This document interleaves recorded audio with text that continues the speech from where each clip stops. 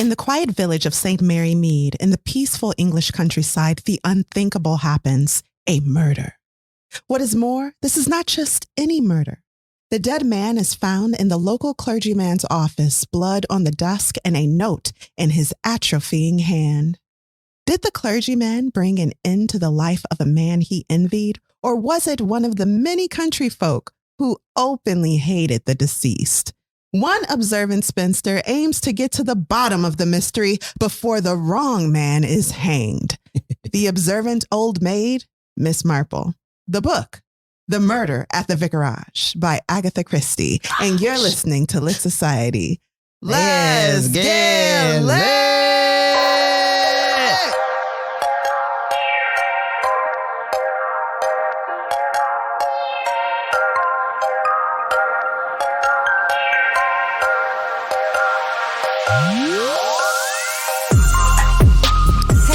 This is Kari. And this is Alexis. And you're listening to Lit Society, a podcast about books and drama.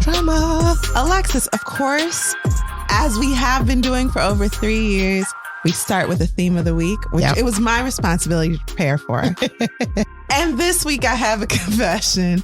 I could not think of a theme in time for our recording. That's all right. I'd rather have your juicy input on the story. Okay, well, thank you. We'll skip our opening break and go right into context about our author. Now, we've covered Agatha's books. I mean, so many of them already. What's that one? One by One Murder. And then there were none. Murder on the Orient Express. And Death on the Nile. So this will be the fourth Agatha Christie book that we cover. It should be the fifth. We're missing one. Yeah. Let me think. Okay, it'll come to us. Yeah. Oh, yes. The Murder of Roger Ackroyd. That's right. Yep. Mm-hmm. Okay, so we've really squeezed out the life of Agatha in our context section. Did you have anything in addition to add? Well, I did want to share that this book was first published in 1930 and is one of Aggie's most popular books. Can you believe that? No. Wow. Well, yeah, I can believe it, actually. Sure. And I think this is the first one that includes Miss Marple, right? Yep, as the protagonist. Mm-hmm. Okay. And Miss Marple came after Hercule Poirot? Oh, I thght she came before. Oh, I was asking. Oh, I think she came before. Okay. All right. So that's cool. That's good context. Glad to know. All right. Well, let's move on to our brief synopsis, spoiler free, of The Murder of the Vicarage. What do you got for us? Okay. Colonel Prothero. Don't get me for that. No. I can do it. Colonel Prothero, the most despised man in St. Mary Mead, is found dead in the vicar's study. Easily solved when people present themselves to the police as the murderer. But did they really commit the dastardly deed, or are there more secrets to uncover? No, that's brilliant.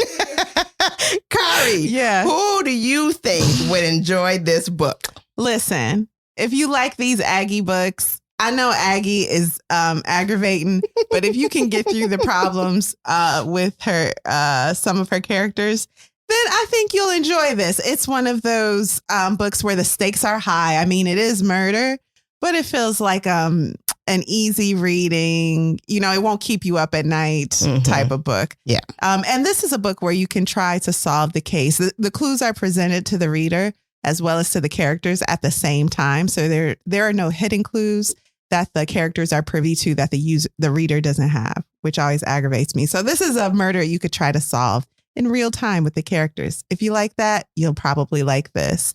And Alexis, what were your first thoughts about this book? As you know, I'm a true fan of Aggie, but I've only read the one book that wasn't Poirot, okay?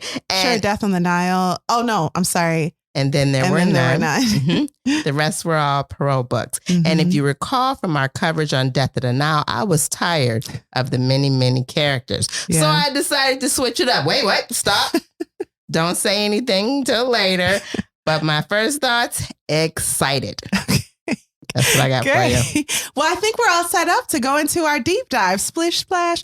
Why don't you, Alexis, take us into a spoiler-filled deep dive of The Murder at the Vicarage by Agatha Christie? Take it away, Alexis. Okay, deep dive of The Murder at the Vicarage, a Miss Marple mystery. Part 1, The Vicarage and Colonel Prothero. Listen, there's the vicar, and his name is Mr. Clemens. How would you... Go ahead. I was going to say, a vicar is someone that he's like the viceroy. Like the king has viceroys. Well, the bishop of the church has his representative in each town, right? And that's the vicar. Yeah. Is this Catholicism or this is the Church of England? Oh, I think it's the Church of England. Okay, I don't know. I'm just asking. And I don't know but it's the Church of England. Okay. Anyway, he's an older man and he's annoyed and in love with his wife. What do you think about that? Yeah, it's really cute the way Griselda is introduced. So Griselda, of course, this has to be the Church of England because the vicar is married. So, right. That's what I'm guessing. So the vicar speaks about a woman named Griselda who is like the worst kind of woman. She's very annoying. She can't keep her house clean. She doesn't cook. And, he's madly in love with her. It's his wife. So it's really cute the way she's introduced. Yeah. And he married her after 24 hours of knowing her. Yeah. Yeah. And she's like half his age. She's in her 20s. She's 20 years younger than the vicar. Right. She's attractive. And he says incompetent and doesn't take anything serious. And she loves, guess what? Tea and scandal. I think she would enjoy this podcast, honestly. I like how he says she treats the congregation like one big joke for her amusement. Okay, and then there's the vicar's young nephew, Dennis. We don't talk much about him, but he lives there too. And then there's the housekeeper and cook. Her name is Mary, and she is looking for the next best opportunity, wouldn't you say? Everyone openly knows she's ready to move on in her career, and this is just a holding spot for her. She's not trying to excel at this job, okay? The food is always cold, which made me think of you because I know you hate when hot food is cold. I hate it. And people tell you it's hot, and you like, but I'm eating it, and I know it's not hot. So that would be Mary's food. And she slams the plates down in front of people. It don't smell good, and she don't care. Hire somebody else then for these wages. What about that time when Miss Marple was like, what is this? Anyway, that happened in the book. So they're all having lunch, and while brandishing a carving knife, the vicar says, anyone who murders Colonel Prothero will be doing the world a large favor. Now, why would the vicar say that? What kind of clergyman?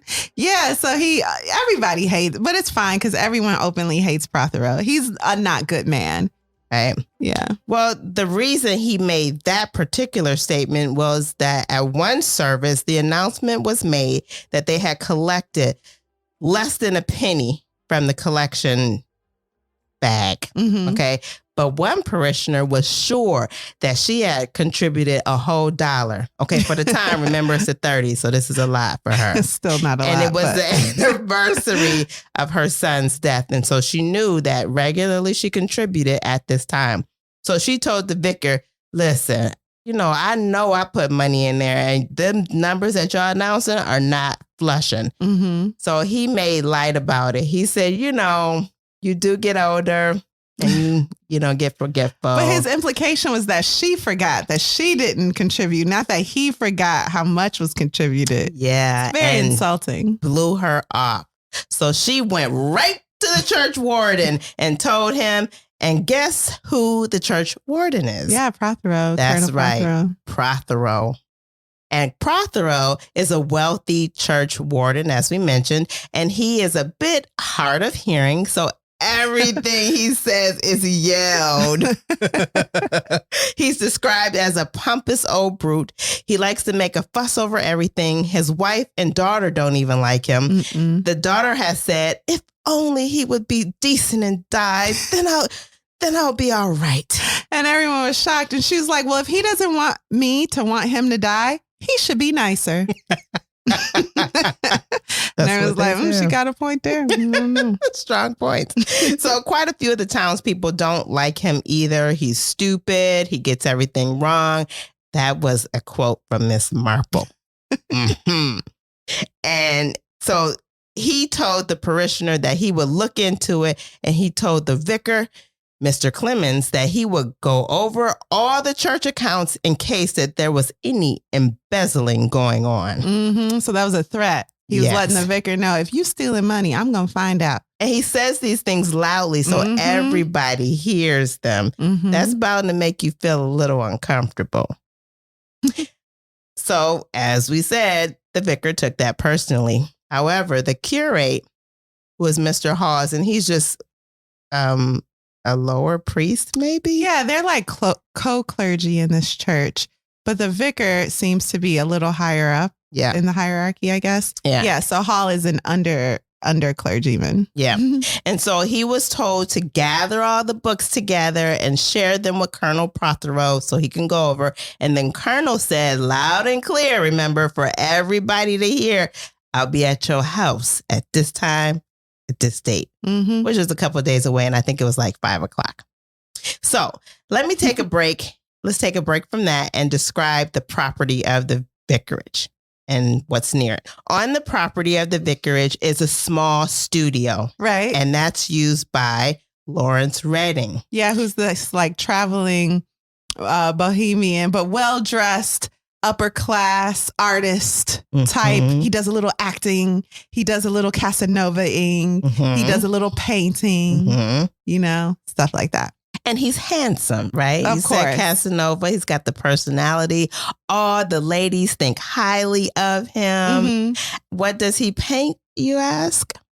Some risque shots. Okay. Only if you ask him to. Otherwise, he does very decent like portraits. Well, he's painting Colonel Prothero's teenage daughter in her bathing dress. Yes. Modern language, everybody. Bathing suit.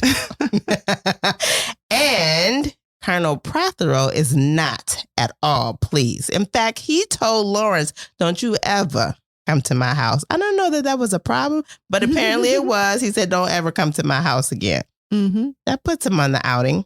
Anyway, Lawrence is also painting the vicar's wife. And Griselda suggested to the women as she was having a little tea and scandal that Lawrence was painting a new picture of her. Yeah. So they're all gossiping around the tea and they're like, can you believe Lettuce, the Prothero's whatever daughter who was getting painted in her bathing suit? And Griselda's like, well, he's painting me nude.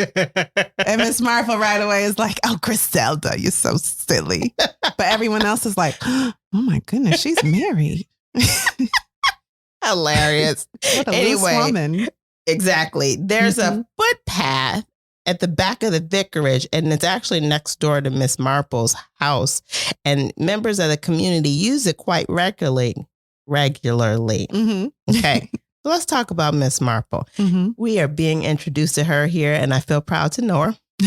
She is a spinster, white-haired old lady with a gentle, appealing manner. Miss Marple is observant and knows human behavior. She's very intelligent. People in the village know that when she speaks on the subject, she's usually correct. Now, let's talk about Prothero's wife. Okay. Anne, yes. She's described as a handsome woman in an unusual style.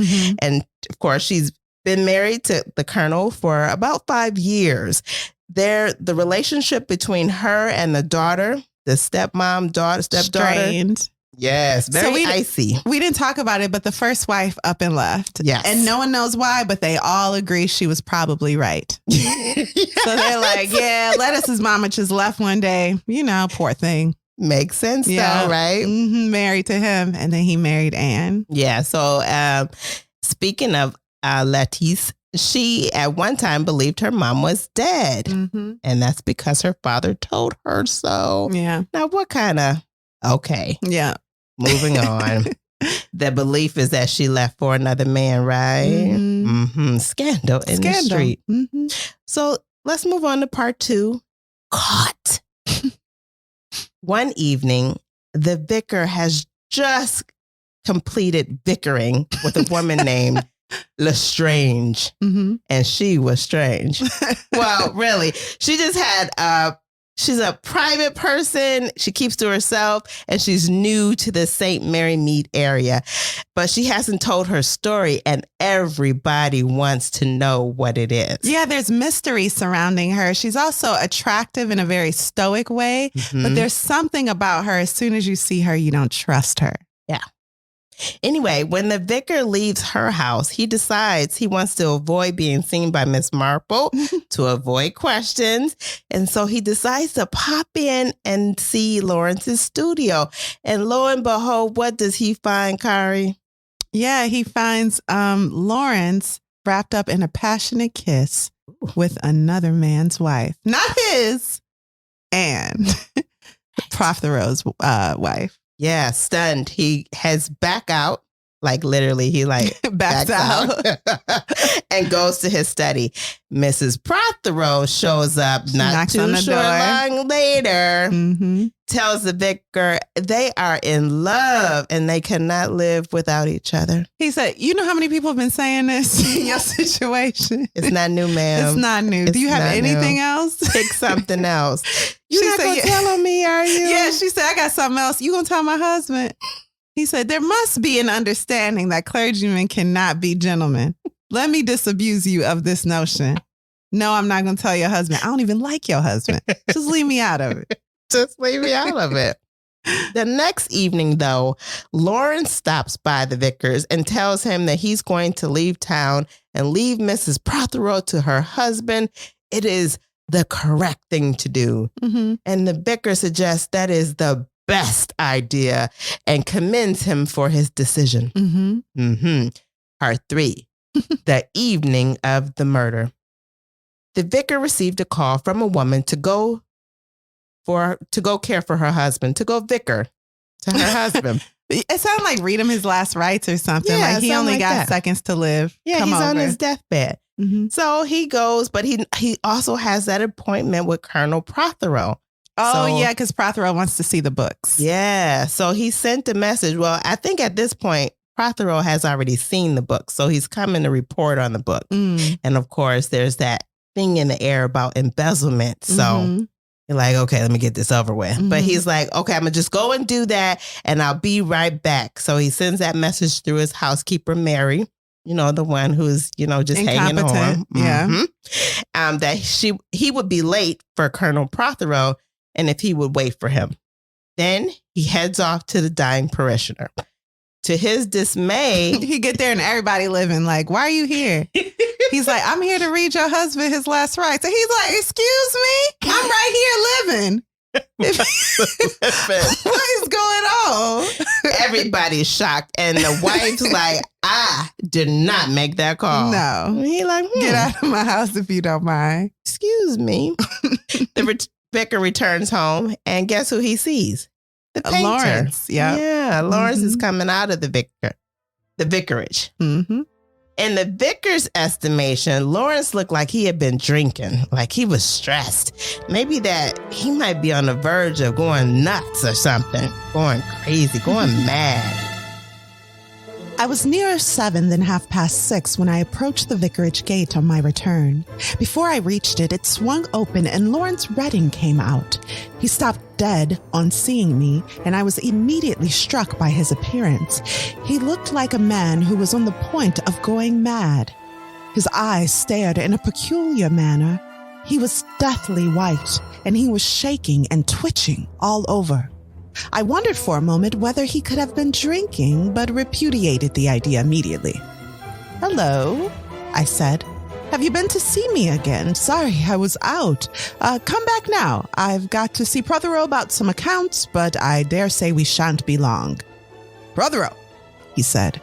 He began to laugh. Prothero, you're going to see Prothero. Oh, you'll see Prothero, all right. Oh, my God, yes. I stared. Instinctively, I stretched out a hand toward him. He drew sharply aside. No, he almost cried out. I've got to get away to think. I've got to think. I must think. He broke into a run and vanished rapidly down the road toward the village, leaving me staring after him, my first idea of drunkenness recurring. Finally, I shook my head and went on to the vicarage. The front door is always left open, but nevertheless, I rang the bell. Mary came, wiping her hands on her apron. So you're back, at least, she observed. Is Colonel Prothero here? I asked. In the study. Been here since 6:15. And Mr. Redding been here? Come a few minutes ago. Asked for you. I told him you'd be back at any minute and that Colonel Prothero was waiting in the study, and he said he'd wait too. And went there. He's there now. No, he isn't, I said. I've just met him going down the road. Well, I didn't hear him leave. He can't have stayed more than a couple of minutes. The mistress isn't back from town yet. I nodded absentmindedly. Mary beat a retreat to the kitchen quarters, and I went down the passage and opened the study door. After the dusk of the passage, the evening sunshine that was pouring into the room made my eyes blink. I took a step or two across the floor, then stopped, dead. For a moment, I could hardly take in the meaning of the scene before me. Colonel Prothero was lying sprawled across my writing table in a horrible, unnatural position. There was a pool of some dark fluid on the desk by his head, and it was slowly dripping onto the floor with a horrible drip, drip, drip. I pulled myself together and went across to him. His skin was cold to the touch. The hand that I raised fell back lifeless. The man was dead, shot through the head. The doctor comes, confirms the colonel is dead. Wait, that was wild to me because the doctor's like, he is dead. And I was like, oh no. Y'all, it's blood everywhere.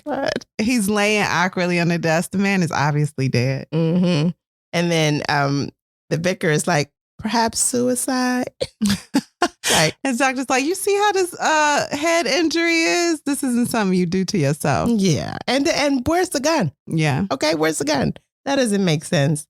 So they call the inspector. The inspector arrives and they identify that there's a note that Colonel Prothero was writing saying that he couldn't wait for the vicar any longer. And the note had the time on it that says 6:20. And actually, there's a clock that had fallen at the exact time of Prothero's death. And it says 6:22.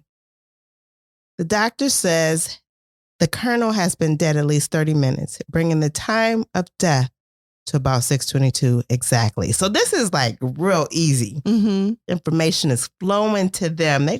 All they need to know is who did it and why. Mm-hmm. They got the how long, and everything else associated with that. And since the beginning of time, inspectors, detectives, and officers have loved to wrap up a case. True. So this inspector is not looking for auxiliary information. Everything seems to be as it should be to lead to the conclusion that it needs to lead to. Exactly. The housekeeper, Mary, who was in the house at the time of the murder, heard no gunshot, but he had a gunshot to his head. Mm-hmm. So, Cara, who do you think did it at this point? Well, at this point, I think Lawrence, because he was leaving the house. I also suspect the vicar because, I mean, I don't see how, but it's in his house that the man is killed on his desk. Maybe he's lying to the reader. And we've experienced that before, yes, right? Like the murder of Roger Ackroyd. Mm-hmm. So I'm like, it's either the vicar or Lawrence, the painter. All what about you? Who do you think did it? Lettice. The daughter. Okay. Yeah. Mm-hmm. Part 4, confessions. So these are they confessions. Okay. Just when I said all I can say, I can say something. Yeah. Okay, anyway. Guess who was the first to confess, Kari? Guess. Lawrence. You're right. He said, I did it. The colonel and I had gotten into an argument and I angrily shot him. He said it's a crime of passion. And he used the gun that he always had. He carries it with him all the time, even when he go to the vicarage. Mm-hmm. He just like to have his gun on him, Wild Wild West style. Right. But in England. Also, he leaves it out openly in his little studio. And then the inspector's like, okay, well, where did you shoot him? And Lawrence is like, well, in the vicar's study, of course. And the inspector's like, no, where on his body did you shoot him? And Lawrence is like, the fatal parts. Okay, the parts where you die at. Duh. You saw it. He said, if you already have the information, why are you asking me questions? I did it. Next. I had said I did it. And everyone's like, okay, well. And who confesses after him? Anne, the stepwife. The stepwife. She said she shot him because she hated him and she was very unhappy. Yeah. And everyone's like, that checks, but the timing is weird for both of you guys. It is. Why y'all doing this? Mm-hmm. But they don't really think that. Who actually suggests that the timing is off? Yes, it is. Yeah. The ever-present, ever-knowing Mrs. Marple. Miss Marple. Okay, anyway. So the next morning, Miss Marple arrives. And if you recall, she lives next door. So she knows commotion. She didn't hear a shot, but she knows commotion. News had hit the neighborhood circuit. Mm-hmm. The vicar informs Miss Marple that there's been an arrest. Oh, really? Who was arrested? Lawrence was arrested. The vicar explains Lawrence's state of being from the prior evening. And Miss Marple says, well, that don't make sense. If somebody had decided to take another person's life to appear distraught after, that don't make sense. Mm-mm. Does that make sense to you? No, you would try to act as calm as possible so as to not lead anyone to suspect you. But for him to be, oh, yeah, you'll see him. Oh. It's like, Miss Marple is like, well, I'm going to deduce that maybe he didn't do it. The vicar then explains to Miss Marple that Miss Prothero also confessed. No. And she's like, oh, of course. Yeah. I see now. Yeah, she's like, that don't make no sense. Okay. Nothing. Miss Prothero says she had a gun when she went over to shoot the colonel because she knew he was there. But Miss Marple, she shuts that confession down by saying, what? She's like, she came to talk to me before she went in there. She like made sure that I saw her. We had a conversation because remember I live next door. She was going into the studio and she didn't have a bag with her. So she didn't have any place to put a gun. And the inspector's like, well, maybe she had it on her person. And Miss Marple was like, do you see how young women dress these days? Okay. They go out with nothing but what God gave them. So if she had a gun, we would have saw it. That's what Miss Marple said. Mm-hmm. So because of Miss Marple's known ability to be observant and reliable, the cheating couple is off the hook. It's just simply not possible for them to have committed the crime. Yeah, the time doesn't really add up to the time that they have suspected the deceased was murdered. And where's the weapon? Like, where would you have had the weapon? Yeah, where was she? Because Lawrence didn't have a weapon when he ran into the vicar, and Anne didn't have a weapon when she was talking to Miss Marple. So they're off the hook. Mm-hmm. So who at this point do you think did it? At this point, I am thinking it's the vicar. Oh, you still want him to be dirty? Yeah. Oh, that's that lying narrator. Got it. Okay, so let's talk part 5, clues and possible suspects. Okay, so who is a possible suspect, Kari? Yeah, everyone. So Miss Marple says that there are 7 possible suspects, and she does go through them at the end. We can already tell you it's the vicar, it's his wife, Graciela, it's the stepdaughter who openly was like, I wish my dad would just die already. Her name is Lettuce. Then, of course, it's Anne, but Anne is off the hook. That's the stepwife. And then it's basically everyone else in town. Yeah, there's that Miss Lestrange. Even she's off the hook because she had a meeting with Colonel Prothero, and the housekeeper said it wasn't peaceful. Okay, there was some drama with that. And Miss Lestrange won't tell anything about what happened with that conversation. No, the inspector asked her outright, and she was like, that business is mine. So mine yours. Mm-hmm. That's what she had said. So then what about some other clues that are hanging out there? There's that note. What happened with the note, Kari? The 620? Yeah, so the thing is, whoever wrote that time, it seems, was trying to guess So first of all, two things. It seems that in the end, we find out Colonel Prothero did not write that note at all. Also, on the note, there are two different types of handwriting. So the idea was to be that first Prothero was starting to write the note, then his murderer finished the note so as to throw off suspicion about the time of death. However, the clock that he died on basically is always kept ahead because the vicar is really bad about punctuality. So they're like, maybe the murderer didn't know that, so we can't really trust the time. In the end, Colonel Prothero didn't even write that note. You can throw that note out. Oh, clue, cross out. Okay. How about the gun? The gun used in the murder belongs to Lawrence. And he says he keeps his gun out. Everyone knows where it is. Everybody knows where it is. Everybody can come get it. Mm-hmm. Still leaving us with everybody as a possibility. There's the phone call. What about the phone call, Kari? The phone call that called the vicar away from the house? Yeah. I actually don't remember. What just about that? In time for him to be gone. Yeah. Yeah. So it was a setup because obviously the vicar went to the house and no one's dying. But yeah, who did that? Mm-hmm. Yeah. What about the fact that no one heard the shot? That's a big deal because if a man was shot in the house, especially Mary, she ain't got nothing to do. It ain't like she cooking or cleaning. She would have heard the shot.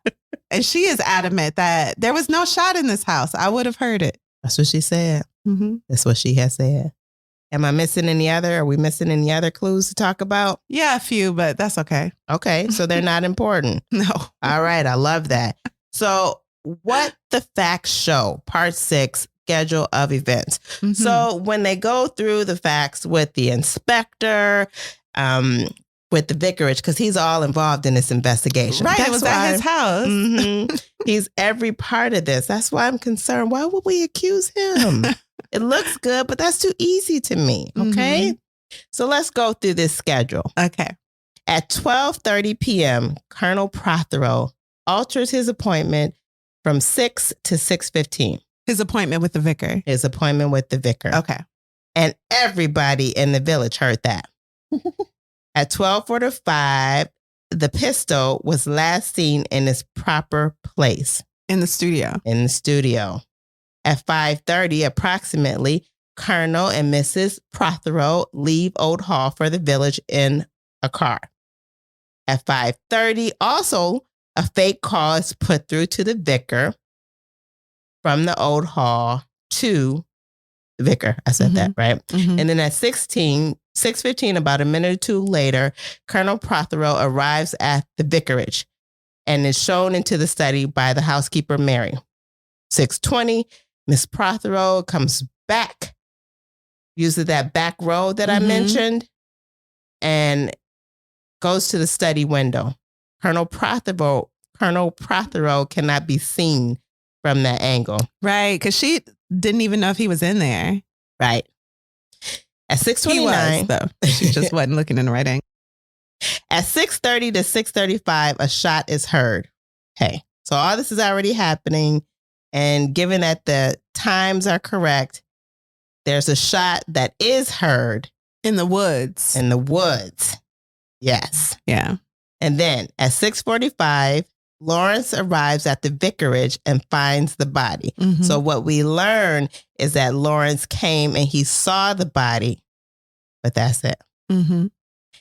At 6:48, which is why he was a little rattled. He said. Mm-hmm. At 6:48, the vicar runs into Lawrence, and then at 6:49, the vicar actually discovers the body, and at 6:55, the doctor examines the body. So that is the schedule of events. Mm-hmm. Are we ready for the truth? Oh, wow. Really? Yeah. That fast? Uh-huh. Shall we include something else of import? No, go ahead. I love it. All right. Well, I think the vicar had received some letters. Is that right? He got a note that leads him to the home of the seldom mentioned Mr. Hawes, right? Mm-hmm. This is odd. So he goes and he's with the police inspector, and they arrive at the home and they find Mr. Hawes on his deathbed. Okay, let me pause right here because some interesting facts have come out through these letters. Okay. So first of all, the letters are suggesting suspicion on different members of society.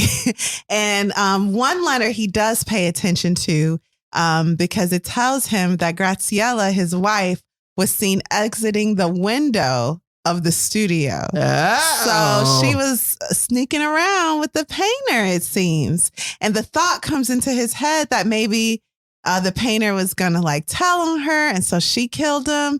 And he's like, but not, I mean, Graziella, not my Griselda. And so it's Griselda. And so, so that's an idea. And then I'm thinking, well, maybe he did know that Griselda was sneaking around with Lawrence. And so that's why the vicar killed Prothero.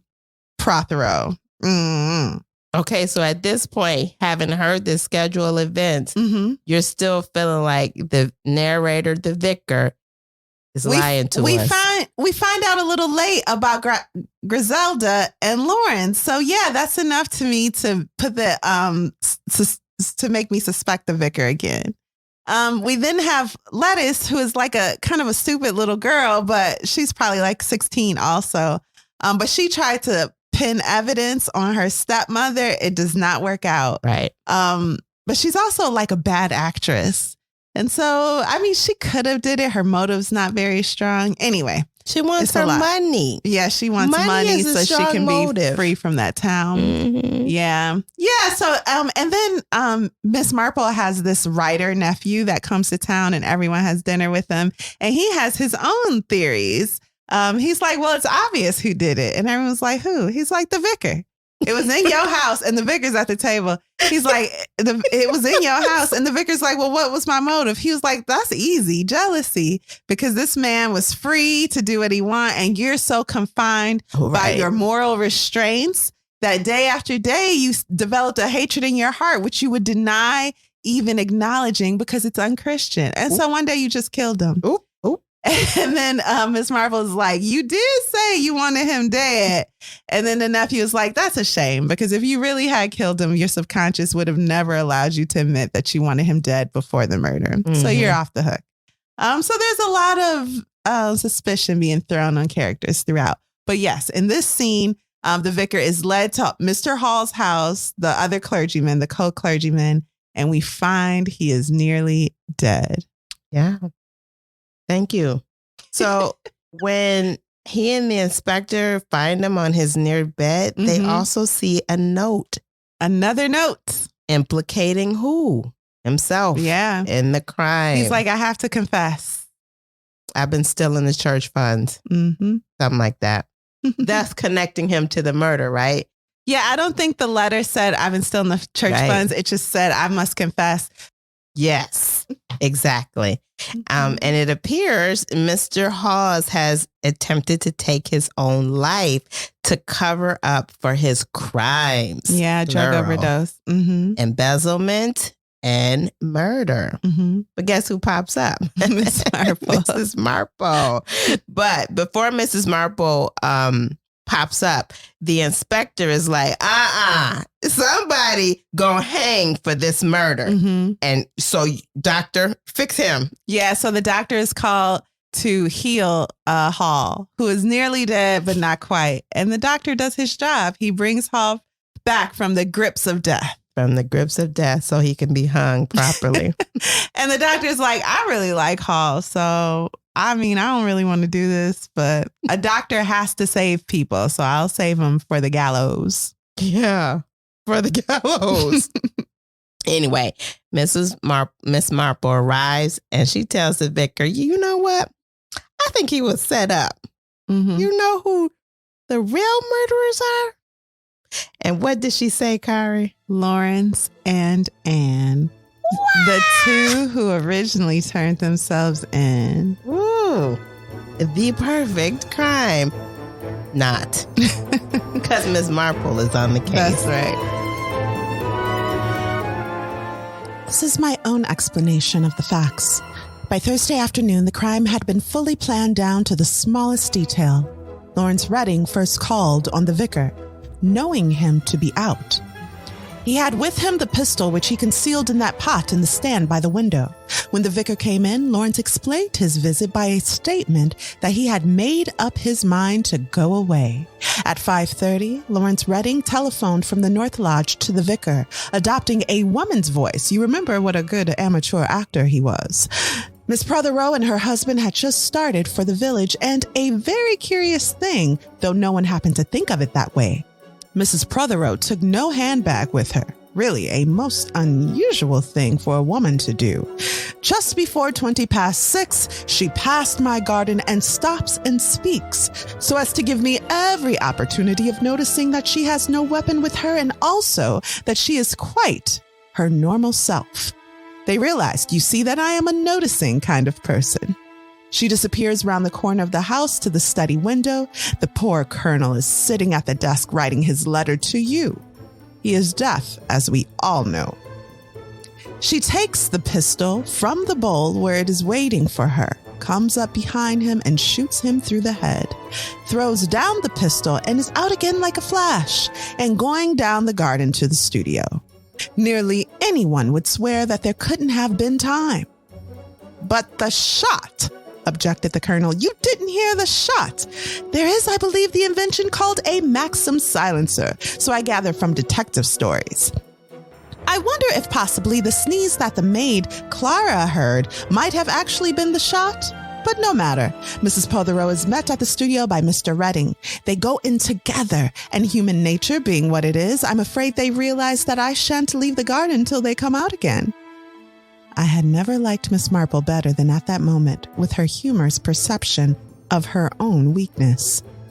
When they do come out, their demeanor is gay and natural, and there, in reality, they made a mistake, because if they had really said goodbye to each other as they pretended, they would have looked very different. But you see, that was their weak point. They simply dare not appear upset in any way. For the next 10 minutes, they are careful to provide themselves with what is called an alibi, I believe. Finally, Mr. Redding goes to the vicarage, leaving it as late as he dares. He probably saw you on the footpath from far away and was able to time matters nicely. He picked up the pistol and the silencer, leaves the forged letter with a time on it written in a different ink and apparently in a different handwriting. When the forgery is discovered, it will look like a clumsy attempt to incriminate Anne Prothero. But when he leaves the letter, he finds the one actually written by Colonel Prothero, something quite unexpected. And being a very intelligent young man and seeing that this letter may come in very useful to him, he takes it away with him. He alters the hands of the clock to the same time as the letter, knowing that it is always kept a quarter of an hour fast. The same idea, attempt to throw suspicion on Mrs. Prothero. Then he leaves, meeting you outside the gate and acting the part of someone nearly distraught. As I say, he is really most intelligent. What would a murderer who had committed a crime try to do? Behave naturally, of course. So that is just what Mr. Redding does not do. He gets rid of the silencer, but marches into the police station with the pistol and makes a perfectly ridiculous self-accusation, which takes everybody in. The evening, when Lawrence went to tell the vicar that he was leaving town, he actually had the gun with him that day. And he put that gun in a pot in a stand by the window in the study.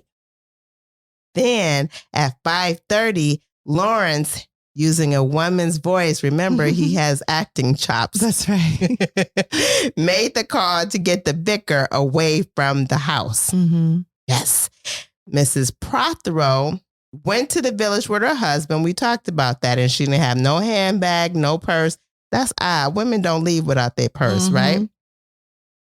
And then at just before 6:20, she passes Miss Marple garden. Making sure that Miss Marple saw her, because she knows Miss Marple is the nosy body of the town. So she's like, And Mrs. Marple sees her. There's no way she could possibly have a weapon.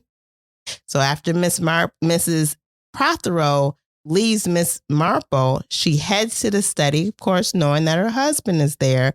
And then she grabs that gun when she makes it to the window of the study, shoots her husband. Puts a silencer on it.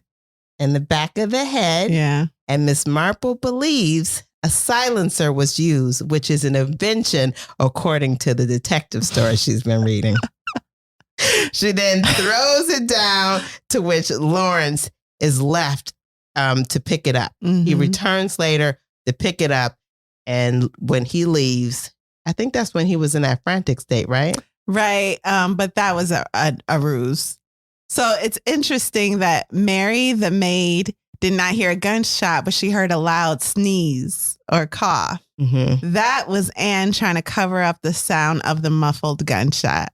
So there you have the crime. Mm-hmm. Any more details to include? I mean, the confession note that Hall was writing was really just for the embezzlement of the funds from the church. Yeah, and it's exactly what you thought it'd be. Lawrence wants to run away with Anne, but he would never run away with a penniless woman. So he wants Anne to have her inheritance from her dead husband first. And Anne's like, cool, I want that too.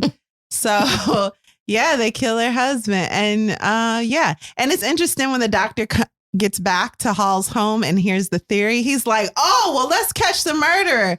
Because I didn't want Hall to die, but knowing that Lawrence tried to frame Hall, and Hall has a mother and a sister, imagine them being known as the mother and sister of a murderer for the rest of their lives. We got to get Lawrence and make sure he's hanged. And too, sure, whatever. Hang everybody. Like yeah. Everybody involved, let them go down, be held accountable for their actions, right? Mm-hmm. Okay. And Strange, or Strange, as I like to read and imagine Grace Jones, she is actually the mother of Lettice, Prothero's ex-wife. Yes. And the argument they had was her desiring to see her daughter, and Prothero saying she forfeit all her rights when she left him. And so she's like, well, I'll just go form a relationship with my daughter on my own. And she did. And she's dying. So Lettice is going to spend the final years of Strange's life with her. Strange. And that's it. And that's end. The book. Yep. Let's take a quick break. Okay, let's do it.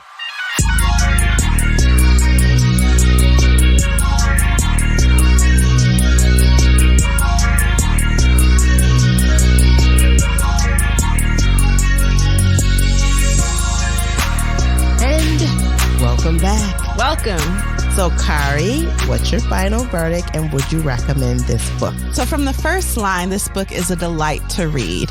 I listened to this book. We both listened to different audio versions, but also reading it, whatever you choose to do, it is captivating from the first word. In a the way words are put together, the way conversations are formed, very entertaining, very just intelligent in the conversation. It reminds me of the good writing of the like 90s sitcoms like Golden Girls and all that, where there are one-liners, one after another, where everyone's making fun of each other slyly through their words. And sometimes they pick up on it, sometimes they don't, but the reader always notices. It's very good, very well done, as is typical with Agatha. And this book, at the end, I really didn't care who did it. I was having so much fun with the characters and I didn't want the book to end.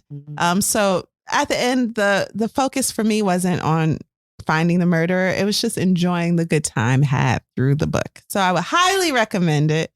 It would be a great book just to read on a quiet afternoon with some tea and relax. Yep. Highly recommend it. What about you? What'd you think of this book? Okay. So, I was just trying to leave that many characters of the Agatha Christie book. You were trying to escape the overdose of characters. Why didn't the readers tell me? Because somebody read this book before, huh? Why, huh? What's the answer? Why didn't anybody tell me there were just as many characters in this book? I'm gonna hold you accountable. Putting that aside, I was thoroughly entertained by this book. I forgot about all the extra characters because it seemed while they didn't all have a purpose, they contributed in a way that was distracting enough to me and entertaining enough to me that I didn't mind it. I love a book when I can laugh at the character's snide and sarcastic remarks. And this book has it. Yeah. Oh, it's just the little quips in here are just so funny. I was just entertained from beginning to end, as Kari said, and I would definitely recommend this book. I enjoyed it very much. Would you read it again? I would definitely read it again. I would even add it to my book collection, even though I don't have any space anymore for a book collection. Yeah. All right. Well, thank you for recommending Murder on the Vicarage. Alexis, what are we reading next week? I think there's a holiday, so we'll be on a relit episode. Right. Which episode are we relighting next week? Let's think about that. Okay, we'll think about it. We'll bring you one of our favorite episodes from the past 2.5 seasons next week, as we will be taking another well-deserved break. So thank you all for listening to Lit Society. We'll see you next Thursday for a relit episode, and I will publish an updated reading schedule this week. So by the time you're listening to this episode, you can visit litsocietypod.com and see what we're reading in future weeks, so you can read along with us if so you choose. Lit Society is brought to you by Alexis Honoria and Kari Herrera. Support the cause by leaving a 5-star review for our show on Apple Podcasts, along with a comment about why you absolutely love us. We love you too. We love y'all. If you've enjoyed what you just heard, tell a friend about Lit Society. Visit litsocietypod.com for show notes, this month's book list, and to sign up for our amazing email newsletters. And until next time, read something.